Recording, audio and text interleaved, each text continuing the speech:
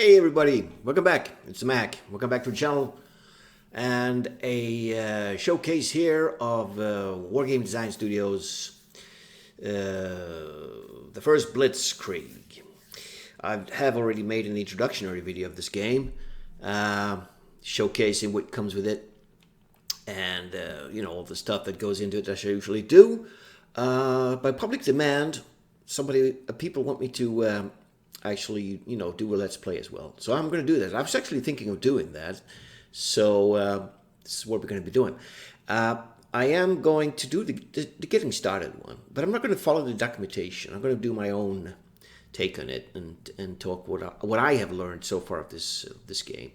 So it's basically going to be a Let's Play, but talking through what you can actually do and how the game works and what the the general strategic thing is behind it. At least my interpretation of it. I mean, so we're going to be getting started one. So it's kind of an interesting scenario. It's just a small snippet of the invasion of Poland there in September '39, and it's the northern part of Poland.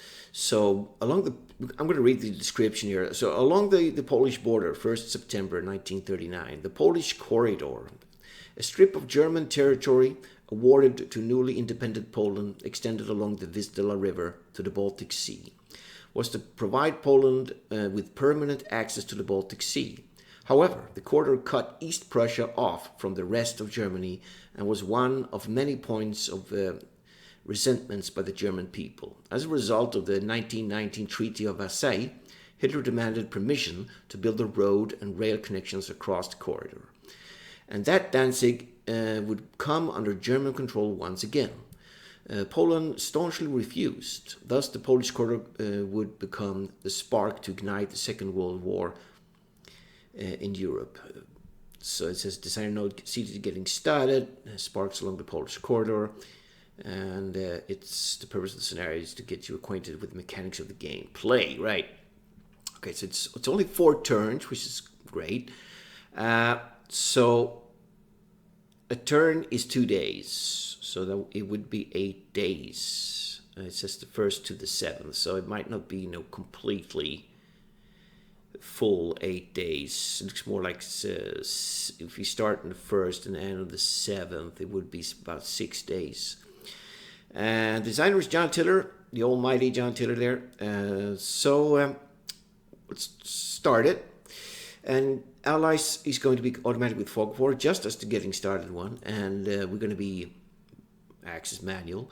The rules, yeah. So the rules are actually like this. The default are none of these are checked, and I think I briefly talked over it during my introductory video, and that's basically what it is. Yes, I was talking about using the headquarters. I don't think this scenario is actually designed to take that in account, so we're not going to use any of these, but we can quickly just have a look. Now I can't remember if I actually did this during the showcase. Let's see. Oh, I'm in the wrong one. I should be using... So I have 2 identical? Okay. No, that was actually the main program file. That was correct. Yeah, here we go. Right, so they're actually explained here. There's not that many, which is great for once.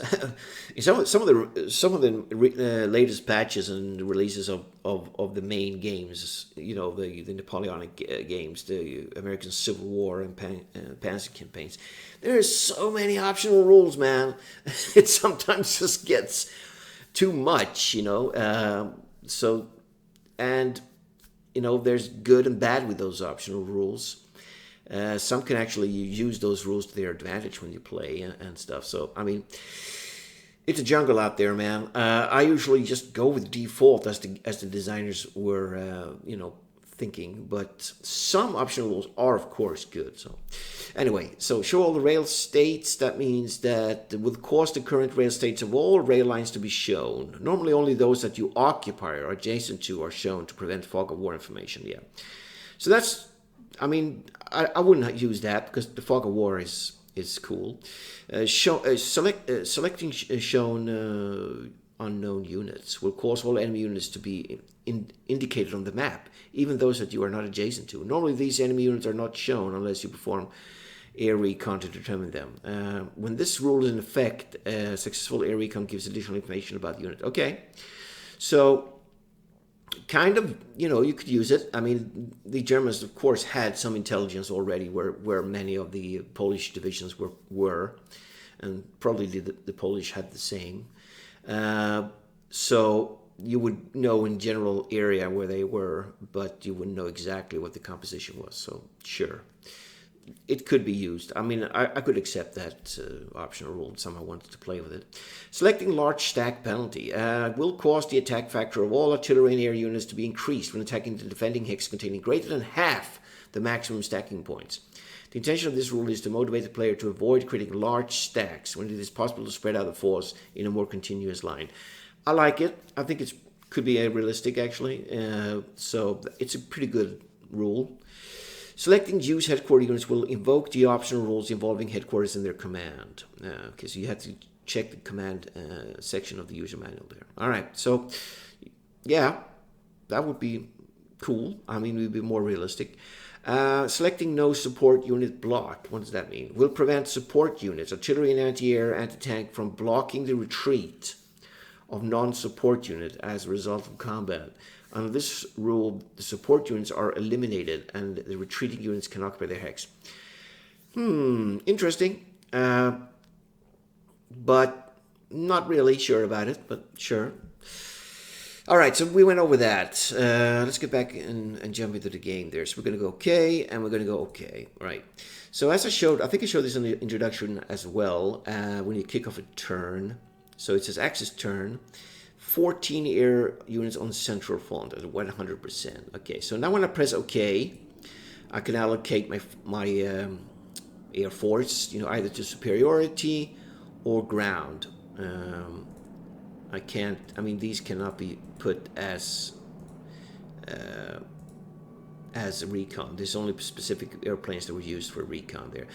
But all the bombers are on ground support and all the fighters are on air support already. So I wouldn't change this. I mean, it looks good. Okay. All right, so air superiority resolution. So what this means, air losses to the Axis side in an air superiority combat. So we actually, the Polish Air Force actually fought back pretty viciously and shot down. We had a strength reduction of 2 on our aircraft, which is cool, I guess. The odds were 4.8 to 1. So, yeah, we got unlucky there. We lost some planes in the initial air superiority combat there.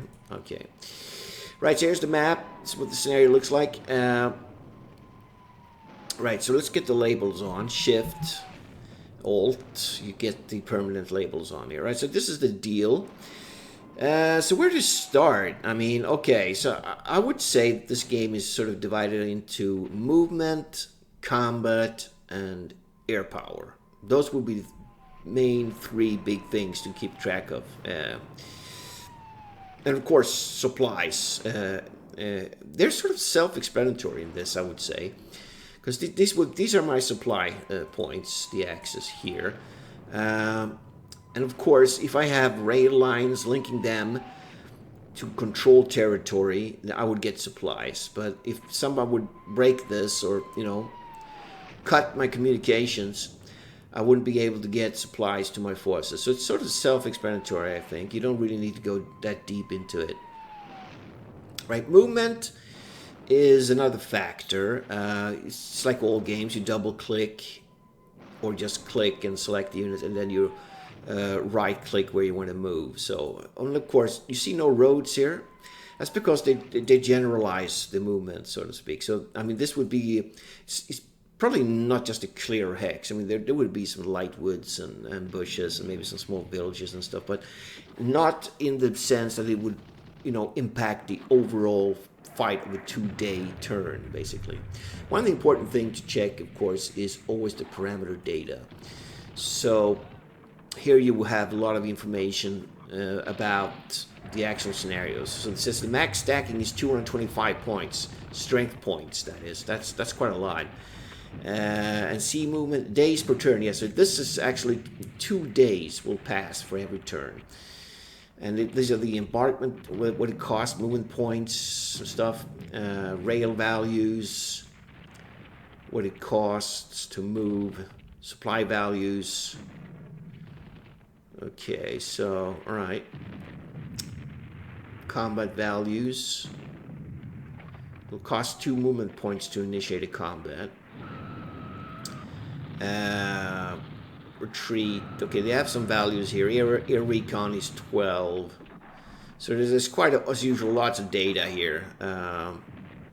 But this is most important, the basic values and sometimes the supply values as well. But so that's good to know. 225 is a stacking limit. Another way of checking that is actually clicking the hex and then you hold down the right mouse button. You will see a number here. It says 134. So the 20th Motorized Infantry Division with a 48th Motorized Artillery Battalion and the 61st Motorized Flak Battalion, they accumulate 134 points here. So there's more units that can actually go in here without being overstacked. So, that's how you calculate the stacking points. Right, so back to movement. Yeah, so this would be a broken and moderate hex. That means if I would move these guys, they only have movement 4. It's pretty low. But they are border guards. But, it will cost them more, of course. I usually just look at the map and read it, I would know that moving into a forest or moving into a rough terrain, broken, would obviously cost more movement points. They actually have the movement. Where is that button? Yes, we're going to go over the buttons as well. So let's see, where is that? Highlight. These are highlight buttons up here. Components. Yeah, okay. Well, let's go over the toolbar a bit. So you got detached units. We have none here because we're not using the command control thing. Out of supply, there will be no units initially to be out of supply. They're all fully stocked and stuff. And trained means if they're loaded, a division is loaded onto a train and moving by train. And none of the German units are actually on a train at the moment. Headquarters we don't have. Rail repair. This is going to be important. So we have 1 rail repair unit here. These are railroad engineers.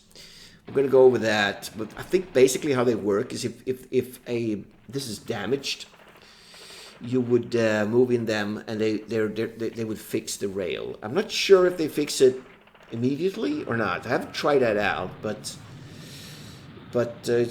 we might stumble upon that in these 4 turns. Who knows? All right, so we have supply.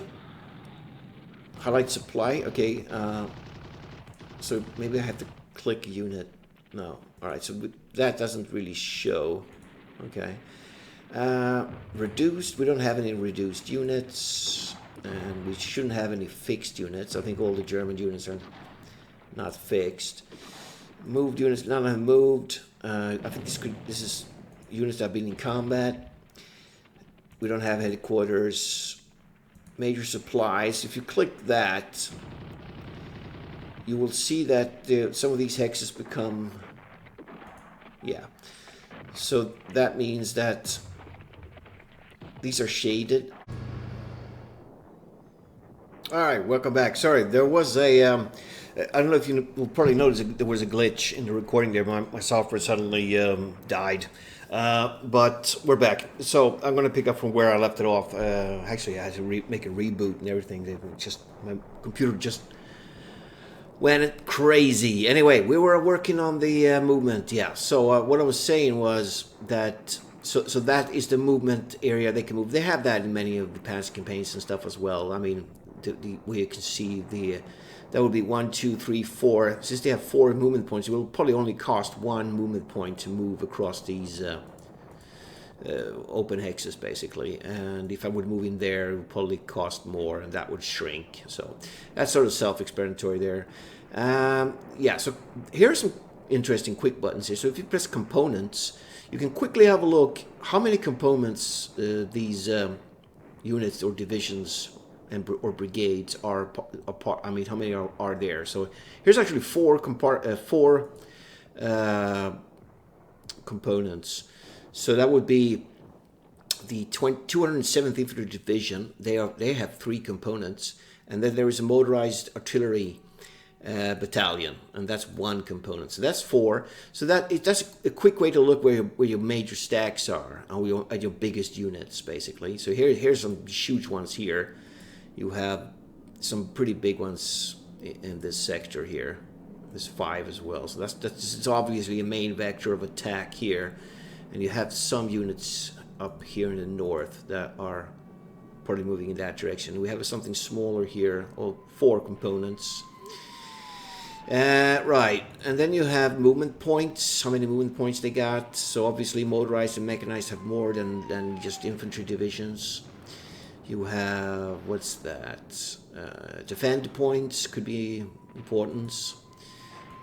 Assault, I think that would be. Attack points, yep. Stack points, we went over that. Here's actually quicker way to have a look at that instead of clicking the hex and right clicking, you know. That's 174 there. It's pretty big. That would be probably a pretty big division there, the 208th Infantry Division, 3 components there. And they also have a whole construction engineer unit as well with a pretty big strength, 48. So that's a pretty big one there. It's probably because there's a division and the regiment in the same hex. What else? Number of units. Yeah, so number of, basically, you know, number of tiles in every hex. So, yeah. Jump map, good to know. And here you have organization colors. There's only these units that are actually registered as organization colors here. Even if I would click on the 20th motorized, it wouldn't show up. So maybe they haven't really scripted all that for this. Display units, you can toggle them on and off. You have supply sources. We see them already. You have, this is display ownership. So these are under Polish control, and these are on the German control there. And yeah, so good to know. Objectives, you can turn on and off, and then you have the zoom, it's max zoom in, and this is the max zoom out there. And next stack, and we arrived units. This is an important one, resolve combat, air dialogue, and force march. You can sort of make units, you know, move extra movement points, but they will suffer a lot of effectiveness and get some fatigue, I would imagine. Combine breakdown, you can break down into components into single components. Embark, disembark, this is for when you're moving naval units, and if you want to get them on the on trains. That's actually next turn, so it's kind of a different button there. Save and open files and stuff. All right, so we went over the buttons there. Right, so what I said in the beginning was it would be movement, combat, and air power, basically. But you also have, you would probably start off your turns, and they would emphasize that in the getting started, that you want to get some recon done first, of course. And then you have your air dialogue, so you bring that up. And we know we have 3 air wings that are reconnaissance. So we can use three air reconnaissance before it's over, basically. I'm not sure if there's any more recon availability. I mean, there are some recon units. For instance, I think in this division here, you have a training recon battalion. But there's no actual button to click for them to do reconnaissance, even in the command. There's nothing there. Combat units, there's nothing really. So maybe there's a chance that you will when you move that unit next to an enemy unit, there's a chance that you will actually spot more information on that unit. That could be the case. I haven't found anything in the manual about it. So if I do, I'll let you know in the next part. I'm actually going to try and keep these parts quite short, around 30 minutes. So I'm actually wrapping up for time now. But I think I've gone over most stuff, and we're going to be starting to initiate some movements and stuff. So when we get in contact with the enemy, I'm going to be explaining combat. But so we're going to have to examine the map. First of all, we're going to have to check where our victory conditions are. We need 500 points for a major, man. Wow, that's a lot. Okay. We have 0 at the moment. And there's 25 for that objective. That's 50 points, 75. And so that's, what's that, 130 or something? 140 points? Wow, that's nothing. So basically, you got to do the old tactic, as in the case in many Panzer campaign titles. You have to annihilate units, surround and destroy units. That's probably where most of the points are. And of course, grab these objectives. Now you might notice that there's some little weird thing around this hex here, this in orange. That actually means that it's a fort, and the defender, of course, gets defense benefits for that. It's only fort level 1. They can go up to level 3, I think. So it's not a major fort, but there are some defenses here. That is a fort with a strength of 1 as well. So is that, and this is the same there. Okay, so, and you have the railroads. Of course, you need to capture and sever. If you have Polish units defending the front, and you move around and sever the rail lines, they won't get supplies. So that's sort of self-explanatory there. So we're going to be starting off in the next part with using Air Force, and then we're going to be doing some movement. And then we're going to initiate attacks. And we're going to have to make up a plan here. I'm not really sure. So I try to look up. I'm a bit rusty. I know basically what happened in the Polish campaign. Basically how the army groups moved, but I don't know exactly how the specific divisions moved. But right off the bat, I know the Germans smashed down and severed this pocket. They wanted to trap a lot of the Polish, because the Polish actually had a lot of forces up here, and they wanted to trap them. I think a lot of Polish forces actually managed to escape before the Germans closed the trap, but there was also a substantial number that surrendered, and a large force actually retreated to this place here, this fort, and they surrendered once the Germans had cut them off there. We have Poznan here. So Poznan, I'm not sure actually this army group here, I think it was a group that came from the west that got Poznan, but you have to see how the divisions are lined up here. We do have a division up here, the 207th. And I know they went for this, Gdynia. So I'll probably have to make up my own plan here, because it will be sort of ad hoc, I guess. They would... I think this division is so far north, it will probably try and go to capture this fort, or at least cut the Polish off there. I mean, I can't really rely upon these border guards. They're pretty small.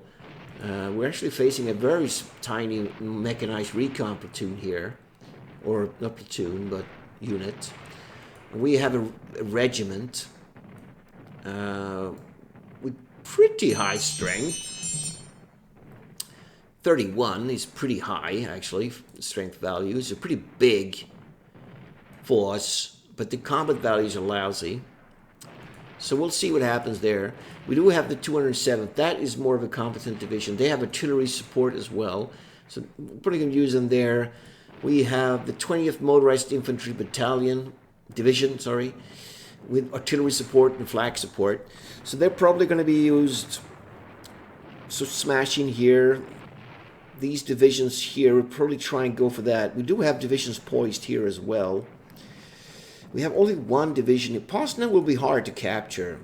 We have major rivers and minor rivers here. So this is going to be tough. I'm going to explain that in the next part, how actually that works. These obstacles, of course, will benefit the defender, because you're going to have to try and get across there. Engineered units do give you bonuses for that. If you have engineer units, like assault engineers, these are motorized pioneers, they will add benefits for attacking, of course, because they can build pontoon bridges and stuff, ferry units over. So all that's sort of embedded in the game. You don't do that specifically. You just have to have them part of the attack, and you will get those benefits. All right, we have some units here on the east side as well. A couple of divisions here. We have the 10th Panzer Battalion here. We would have the 10th Panzer Division here. So there's no organization button to tell who's part of what. That, I think, is sort of lacking here in this. Unless I haven't found it, but I don't. I like that in Panzer campaigns you can press the organization button, and if there's any units that are not are part of that division but have been separated. But I don't think these guys are. They are a separate. It's just a battalion of tanks, basically. And there's machine gun battalion. There's a motorized artillery battalion and a flak battalion. So they are sort of probably they have good movement. So they're sort of to speed through and surround and engulf units. And you have your slower infantry divisions in the front. These are border guards. Here's some more divisions. We do have a recon battalion here as well. And we have some divisions, some reserve divisions in the back here, all the way back here, 217th. They actually have pioneers as well. We're going to have to use that when we cross this attack through these rivers here. Right, we're going to end it here, and we're going to resume it in the next part. Sorry about as I said, the computer crashed here when I was trying to record, but I hope I can sort of put those two recordings together somehow, and it'll be a complete video. So, well, I will see you in part 2. So, thanks for watching. I'll see you in that.